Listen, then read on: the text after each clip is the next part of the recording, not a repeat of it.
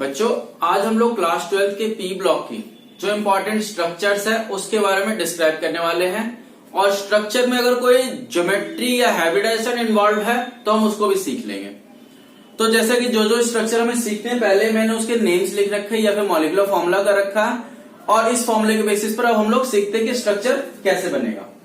तो सबसे पहले बेटा NH3 में हमारा क्या होता है, N पर एक लोन पेयर होता है और 3 H होते हैं। ये हमारी sp3 हाइब्रिडाइजेशन के साथ होती है और इसमें ज्योमेट्री जो है बच्चा हमारा वो टेट्राहेड्रल है, लेकिन शेप जो है इसकी बच्चे वो शेप पिरामिडल होती है, क्योंकि एक जो है टेट्राहेड्रल की जगह पर एक लोन पेयर है, तो ये लोन पेयर पर कोई बॉन्ड नहीं है, इसलिए इसको हटा करके जो बनेगा वो इस शेप बनेगा। उसके बाद HNO3 में हम बात करते हैं तो बेटा N हमारे साथ कनेक्टेड होता है O के साथ और H के साथ इस तरह से, और फिर हमारा यहाँ पर एक O डबल बॉन्ड से और एक कोऑर्डिनेट बॉन्ड से होता है। इनके बीच में रेजोनेंस पॉसिबल है। और यहाँ पर हम N की हाइब्रिडाइजेशन की बात करें तो ये sp2 होगी और इसमें इसकी ज्योमेट्री जो हो जाएगी बेटा वो हमारा ट्रायगोनल प्लेनर हो जाएगी, और इसकी शेप की बात करें तो वो भी ट्रायगोनल प्लेनर ही रहेगी। लेकिन N के अराउंड, ठीक है, इस O के अराउंड ये बेंट है और sp3 हाइब्रिडाइजेशन में है, तो हमें क्वेश्चन में ये देखना है कि किसके अराउंड को पूछा जा रहा।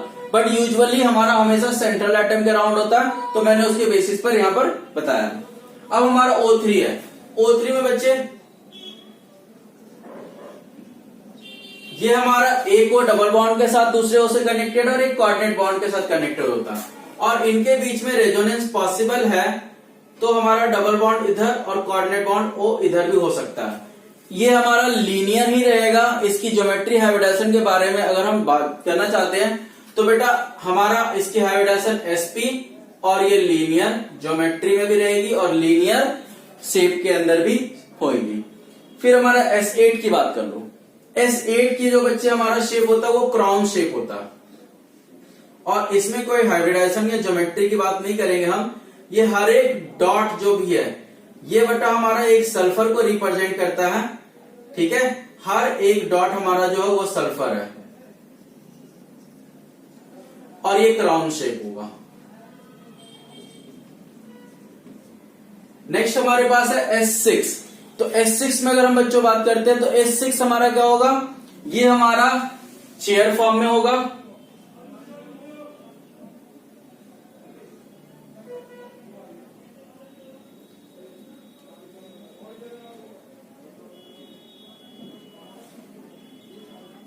जितने भी डॉट्स है बच्चे वो हमारा सल्फर को रिप्रेजेंट कर रहा।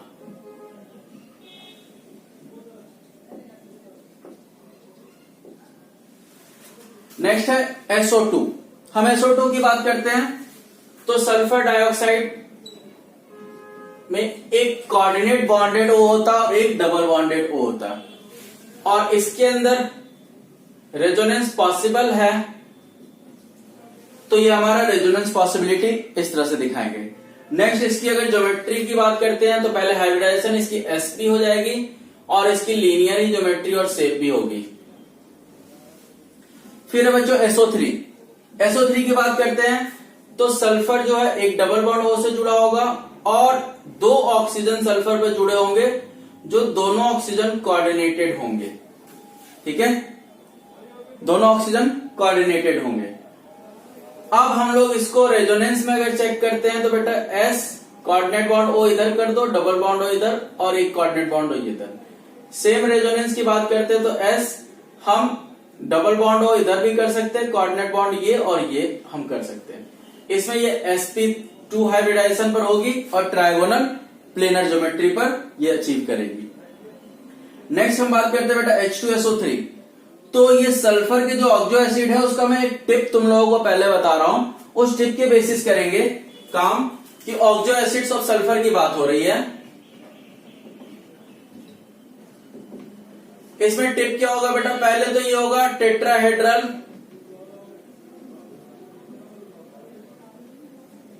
एट सल्फर, दूसरा क्या होगा बच्चे,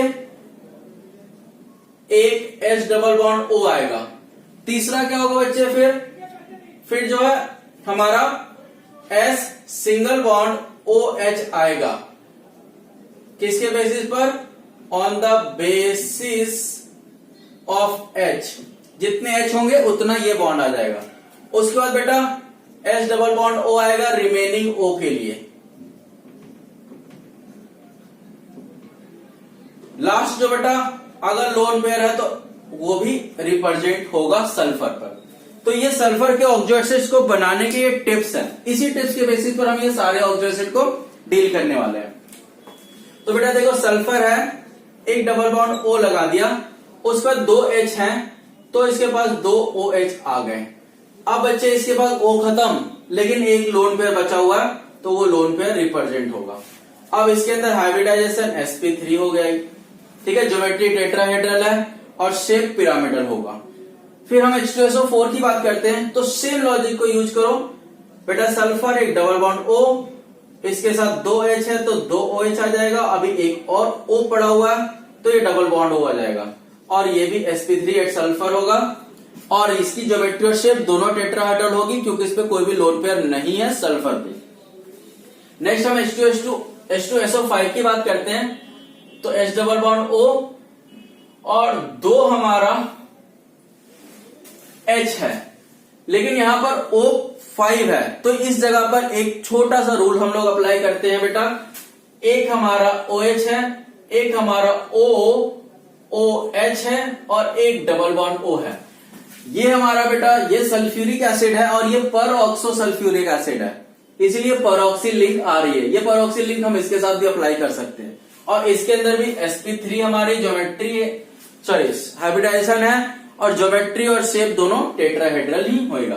अब 2 सल्फर वाले आ रहे हैं ये सारे, इन सब 2 सल्फर वाले में भी सेम लॉजिक का यूज करना है। हमारे को 2 सल्फर सबसे पहले रिप्रेजेंट कर लो, उस पर बच्चे दोनों पर एक एक डबल बॉन्ड O लगा लिया। अब हमारे पास 2 H हैं, तो दोनों सल्फर में इक्वली डिस्ट्रीब्यूशन हमारे को करनी है H की O के साथ। अब देखो बेटा, अगर हम लोग H की O के साथ यहाँ पे इक्वल डिस्ट्रीब्यूशन करते हैं OH और OH, ठीक है, तो हमारे पास ऑक्सीजन ही कम पड़ जाती है। तो इस जगह पर एक स्पेशल सिस्टम लगा के देखेंगे, वो सिस्टम ही यहाँ पर काम आएगा, जो मैं तुम लोगों को पहले एक सल्फर पे अप्लाई करूंगा, फिर दूसरा सल्फर कहां अटैच होगा ये देख लेंगे। बेटा इसके पास 2 OH आ गया, ठीक है, और उसके बाद जो एक सल्फर बच गया वो डबल बॉन्ड S के फॉर्म में आ जाएगा, ठीक है।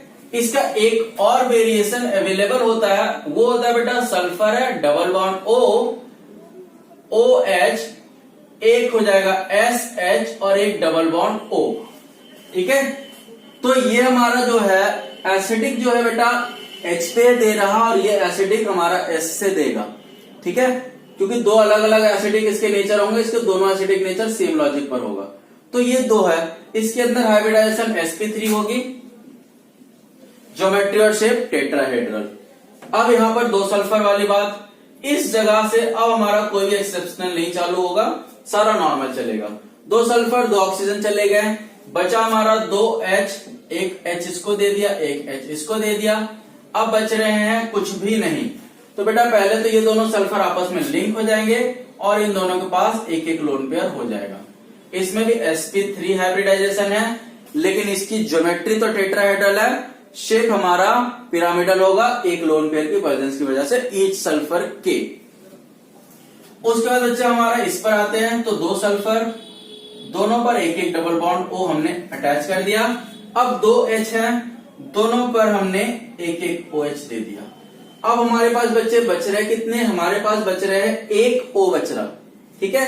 तो इस 1 O से ये दोनों सल्फर लिंक हो जाएंगे, और अब हमारा एक लोन पेयर जो बच रहा वो इस सल्फर पर मार्क हो जाएगा। इसमें भी बच्चे sp3 हाइब्रिडाइजेशन है, ज्योमेट्री तो टेट्राहेड्रल है, लेकिन शेप पिरामिडल होगा लोन पेयर की वजह से। अब हमारे पास इसमें 2 सल्फर है बच्चे, दोनों पर एक एक डबल बॉन्ड O, 2 H है तो दोनों को एक एक OH दे दिया। अब बच रहे हमारे पास बच्चे 3 ऑक्सीजन बच रहे हैं, तो एक ऑक्सीजन इसको डबल बॉन्ड, एक ऑक्सीजन इसको double bond, according to that हो गया। अब भी एक ऑक्सीजन बचा हुआ जो इन दोनों के बीच में इंटरलिंक पर आ जाएगा। इसमें भी sp3 हाइब्रिडाइजेशन है और ज्योमेट्री और शेप दोनों ही टेट्राहेड्रल है इस केस में। नेक्स्ट हम बात करते हैं बेटा, दो हमारे पास सल्फर है और दोनों पर एक एक O दे दिया, एक एक OH दे दिया।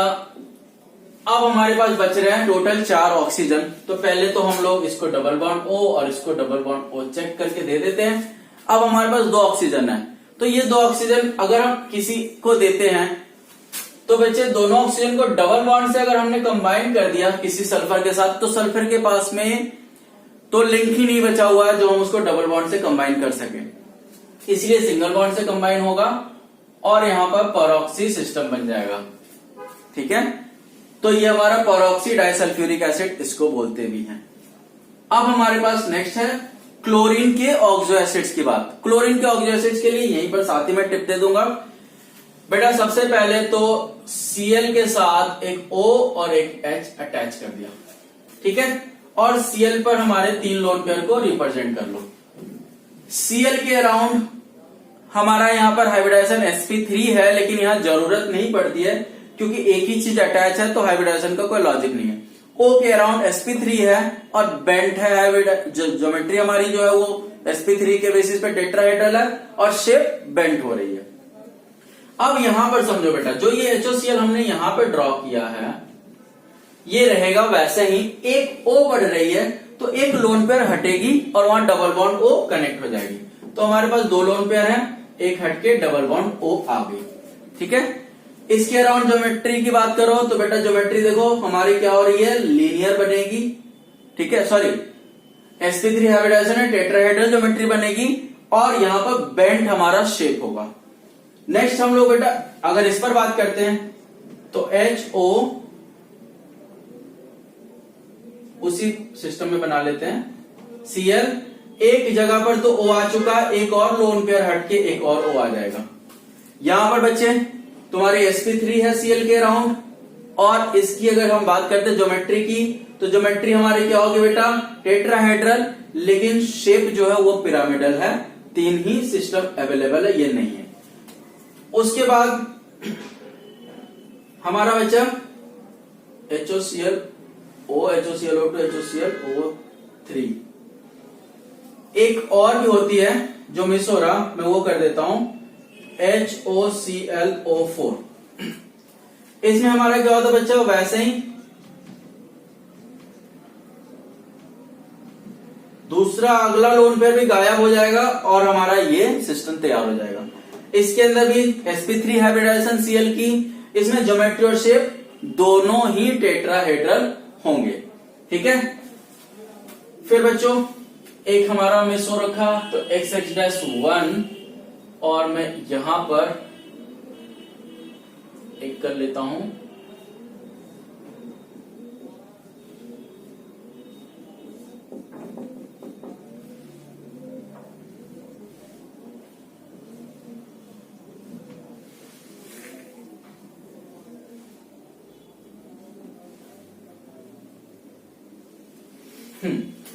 XX-1 है, यानी कि 2 हैलोजन कंबाइन हो रहे हैं, इंटर हैलोजन कंपाउंड है। तो एक हैलोजन पहला वाला हमेशा बड़ा साइज होता है, दूसरे वाला हमेशा छोटा साइज का होता है और पहले वाले पर ही हमें हाइब्रिडाइजेशन, ज्योमेट्री और शेप की बात करनी होती है। तो इस जगह पर तो बच्चे ये लीनियर ही होगा क्योंकि यहां पर sp ही बनने वाली है तुम्हारे सिस्टम में, लेकिन इसकी हाइब्रिडाइजेशन का छोड़ दो, ये लीनियर ही होगा। उसके बाद XX-3 के अकॉर्डिंग हम बात करते हैं बेटा, जो हमारा बड़ा वाला हाइड्रोजन है वो X हो गया और 3X- हमने कंबाइन कर दिए। ठीक है, लेकिन कैसे कंबाइन होगा इसके लिए मैंने 2 अभी कंबाइन करे, बाकियों का मैं सिस्टम समझाता हूं। क्यों हम लोग इसमें 5 हमारे जो है सिस्टम की तैयारी होगी कि 3 तो बॉन्ड पेयर बन जाएंगे और एक जो है हमारा लोन पेयर हैलोजन के ऊपर में होगा, ऊपर की साइड में, और एक लोन पेयर और होगा साइड की तरफ में। क्योंकि हैलोजन के आउटर में 7 इलेक्ट्रॉन है, 3 बॉन्ड पेयर बचे तो 4 इलेक्ट्रॉन, तो 4 का 2 पेयर यानी 5 हो गया। तो इसकी हाइब्रिडाइजेशन बच्चे sp3d आएगी और sp3d हाइब्रिडाइजेशन आने की वजह से क्या होगा, इसकी ज्योमेट्री के अंदर बेटा हमारा ट्रायगोनल बाइपिरामिडल सिस्टम बनेगा। तो ट्रायगोनल बाइपिरामिडल सिस्टम बनाते हैं तो क्या हो जाता है कि दो लोन पेयर इसके पास है, तो इन दो लोन पेयर की वजह से बेंट टी हमारा शेप बनेगा, इसीलिए मैंने इसको होल्ड करा हुआ था। अब हमारा x'5, तो इसके अंदर बेटा 5 बॉन्ड पेयर और एक लोन पेयर, यानी कि sp3d2 हो जाएगा और 5 बॉन्ड पेयर एक लोन पेयर है, तो ऑक्टाहेड्रल सिस्टम के अंदर एक लोन पेयर लगा दिया और 5 बॉन्ड पेयर हमारे इस तरह से आ जाएंगे। और ये जो हमारा शेप बनेगा, ये शेप क्या होगा बेटा, ये हमारा स्क्वायर पिरामिडल शेप का होगा। x'7 के अंदर बेटा 7 के साथ हमारे बॉन्ड पेयर हैं, तो ये तो पहले तो sp3d3 होगा और इसके अंदर ये हमारा x' जो है जो कंबाइन होगा। बच्चे ध्यान रखना है कि ये वाली जो चीज है ये हमारा पेंटागन बनाएगा, तो ये पेंटागनल बायपिरामिडल शेप की बनेगी और ज्योमेट्री बेटा इसकी जो है वो भी पेंटागोनल बायपिरामिडल ही है। XgF2 में बच्चे Xg के साथ 2 फ्लोरीन है हमारे पास और इसके पास 3 लोन पेयर बच जाएंगे, तो इसकी लीनियर शेप है, लेकिन हाइब्रिडाइजेशन इसके अंदर बेटा sp3d होएगा। 3 लोन पेयर इसके एक प्लेन में है और बाकी जो 2 फ्लोरीन है वो एक सीधी प्लेन में, एक सीधी लाइन में होते हैं। XgF4 के अंदर इसी जगह पर से सोच सकते हो 2 फ्लोरीन है, 2 और फ्लोरीन अटैच होंगे तो एक लोन पेयर घट जाएगा, यानी कि 2 लोन पेयर फिर भी बचा रह जाएगा। तो 2 लोन पेयर बच रहे हैं और 4 बॉन्ड पेयर हो रहे हैं, यानी कि ये sp3d2 बन जाएगा और यहां पर फ्लोरीन बच्चे एक प्लेन पर आ जाएगा और लोन पेयर दूसरे प्लेन पर चला जाएगा और इसके अंदर स्क्वायर प्लेनर हमारा शेप बन जाएगा। ज्योमेट्री के अंदर हमारा ऑक्टाहेड्रल होगा। नेक्स्ट XgF6 की बात करते हैं, तो बच्चे 6 बॉन्ड पेयर हो जा रहे हैं और एक लोन पेयर, ठीक है। तो ये हो जाएगा हमारे पास sp3d3 और यहां पर लोन पेयर की वजह से ऑक्टाहेड्रल शेप में डिस्टॉर्शन आ जाएगी, तो डिस्टॉर्टेड ऑक्टाहेड्रल बनेगा। तो सबसे पहले हम लोग लोन पेयर को ही रिप्रेजेंट कर लेते हैं और 6 जो फ्लोरीन है 1 2 3 4 5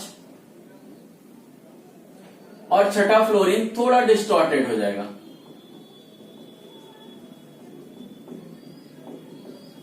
तो ये हो गया हमारा जेनॉन के हेक्साफ्लोराइड का स्ट्रक्चर।